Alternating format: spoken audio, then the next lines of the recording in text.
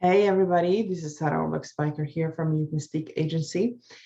Today I wanted to share with you a powerful tool that I've been using both as a coach as well as somebody who has days when everything is awesome and days when everything is just a shit show. In the program, when I learned how to be a proper coach, for the lack of a better word, this tool was used to validate our hunches. But the reality is that it is a tool that anybody can apply. You don't have to have a toolbox. It's not a physical thing that you will schlep around with you in a purse. It can literally be on a piece of paper or in a phone if you need the prompts, whether it's to talk to yourself out loud or in your mind, whatever works, or for journaling. But in essence, what it actually is, it's depending on where you find yourself, the questions that I will be sharing with you can bring the conversation down to kind of ground you, or they can elevate the conversation and the self-talk to uplift you from the nitty-gritty, the overwhelming minutia that you might find yourself in. And some of those questions, they can actually help move you along if you feel stuck in a certain aspect, in a certain scenario. Let's start with elevating the conversation, shall we? So as I mentioned, these are some of the questions that you can write out on a piece of paper, that you can type into your phone, that you can tuck aside of your journal, because let's face it, when you're at the thick of things, sometimes it's really hard to get inspired and think of some powerful questions to then reflect on. So it's much easier if you can have them at your fingerprints. So when you find yourself at the thick of things, it means different things to different people. Based on my 10 plus years of experience as a coach, much more an actual human being, for me, it can sometimes feel heavy. It can sometimes feel dark and overwhelming. And I can notice, with practice, I can create almost like an out of body experience when I'm observing myself being in this vortex, when the slightest things seem to blow out of proportion and they seem to be so consuming and so overwhelming that I simply need to be uplifted. I need to elevate myself to the 30,000 foot view for a different perspective and a different perception. And so the questions, for example, let's say, I'm going to read them because I have them on a list here as well. So for example, one of the things you can ask yourself is, why is this important to me? You can ask yourself, well, if nothing changes, if this thing doesn't change, what will happen?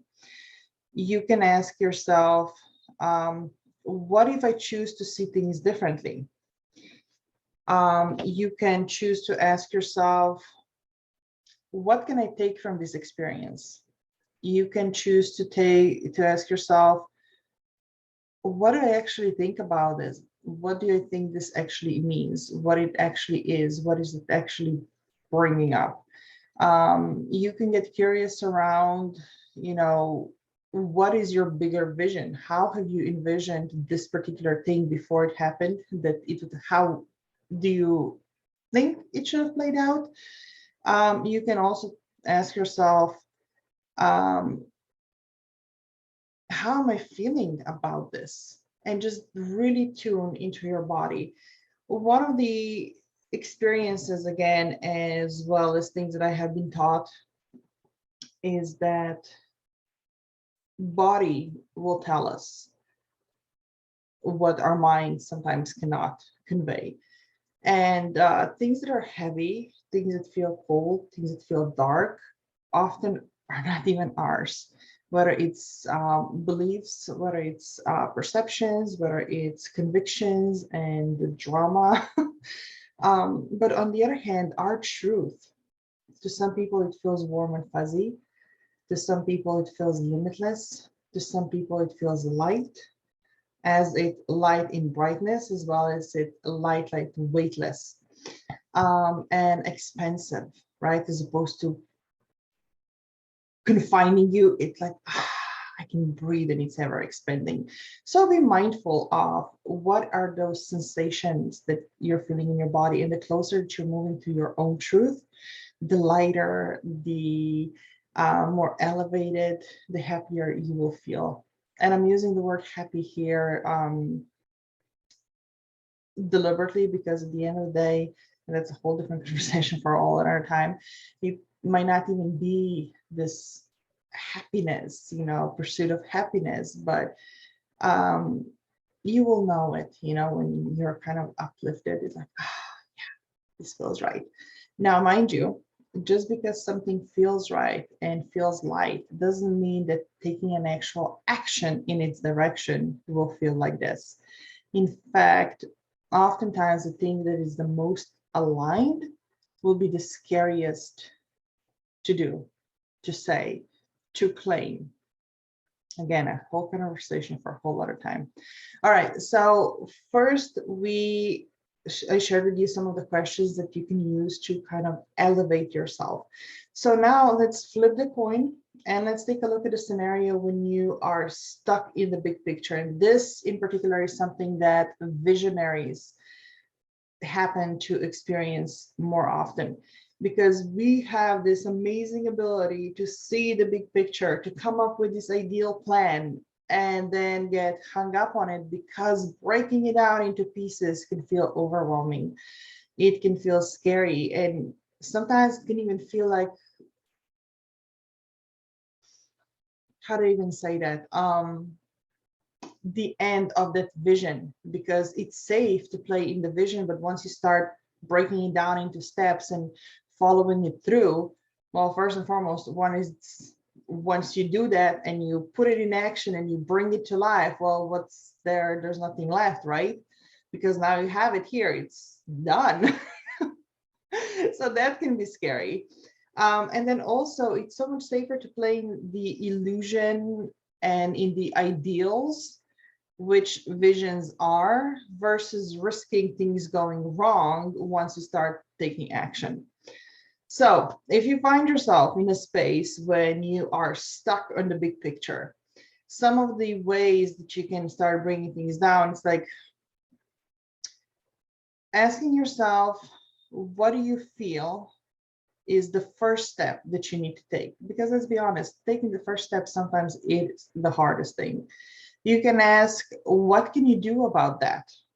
It's also a question that will help move forward and keep on going, moving the needle. You can ask, what are the first 3 things I commit to doing? You can ask yourself, how in particular can I do that? You can ask yourself, can I be more specific? And that question in itself, you can apply it as often as you need to.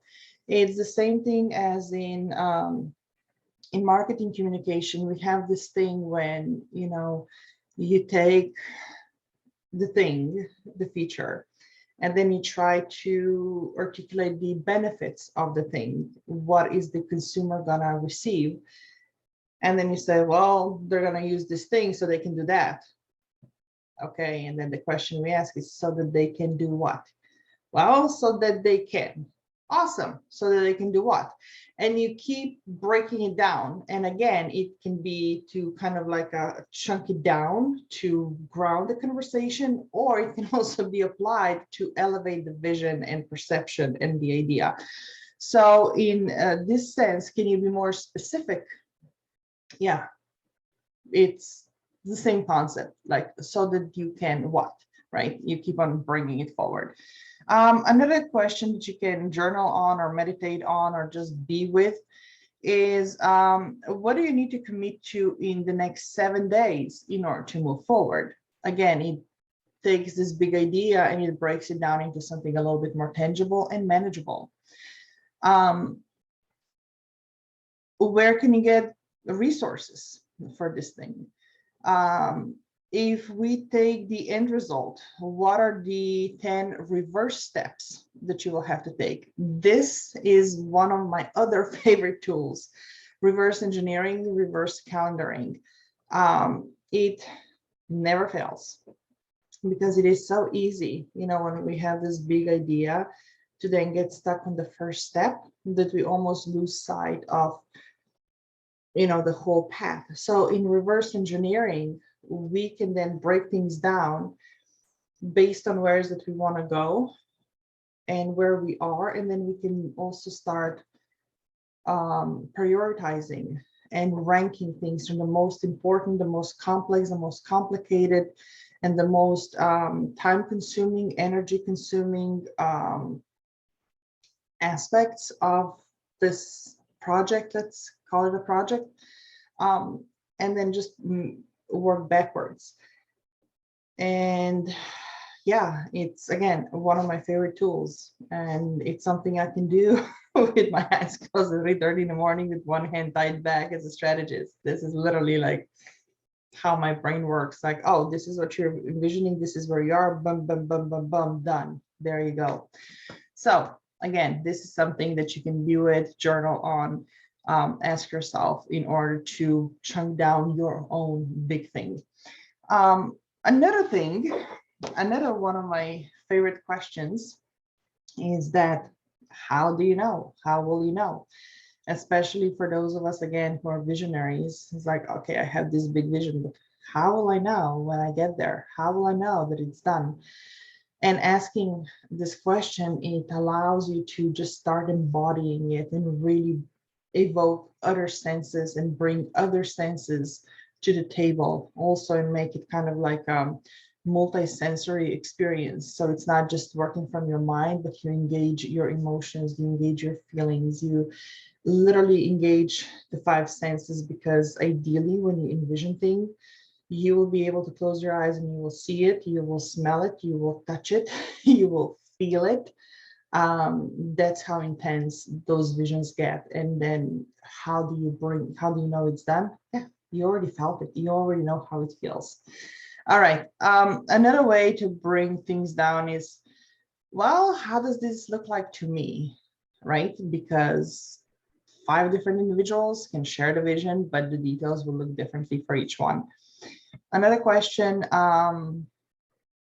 we did that. Okay, can you go to the time when you also experienced this and that? That one actually applies more for coaching when we have an experience from the past holding us back from something that we're seeing for us in the future.